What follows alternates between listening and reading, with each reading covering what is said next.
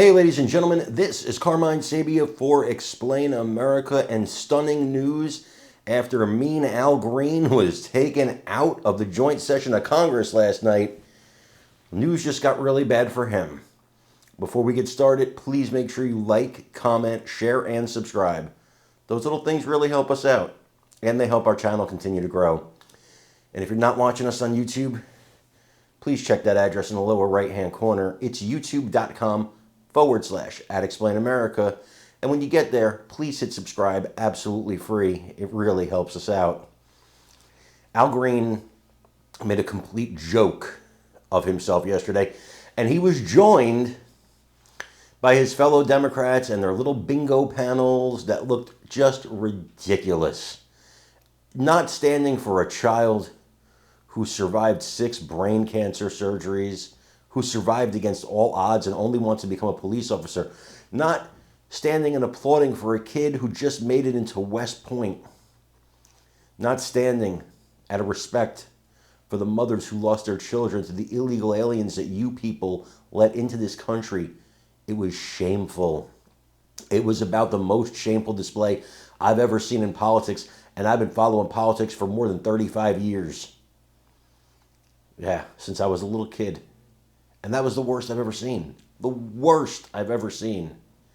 Not because it's Democrat, just because it was downright horrendous. And Al Green started him off, looking like Huggy Bear from Starsky and Hutch. He started him off with his little walking stick, shaking his stick at the clouds like an old man, until Mike Johnson had to throw him out, which, of course, Al Green wanted to happen because, in my opinion, for a couple of reasons. One, it was past his bedtime. And two, he wants to fundraise off that. That's going to be his badge of honor. I was kicked out of the State of the Union. Well, it wasn't the State of the Union technically, but you get my point. All of these Democrats, they're all the same. They're all the same. They are just actors. They're actors and actresses playing their part and not playing it particularly well. But now, Mean Al Green got some bad news from Speaker Johnson. You see, you can't just act a fool and not have some comeuppance. And we're just getting a little hint of what that comeuppance is going to be. I want you to listen to the speaker here and let me know what you think in the comments. We certainly did tonight in the chamber. Mr. Speaker, the Democrats sat down the entire night. They could not even stand for that young man. They could not stand for Laken Riley's family. They could not stand for Jocelyn Nungary's mother. They couldn't stand for anybody. No tax on tips, no tax on overtime or Social Security. Do they stand for anything? No, not even the terrorists that we've apprehended now that masterminded the disaster at Abbey Gate. It was really quite a spectacle.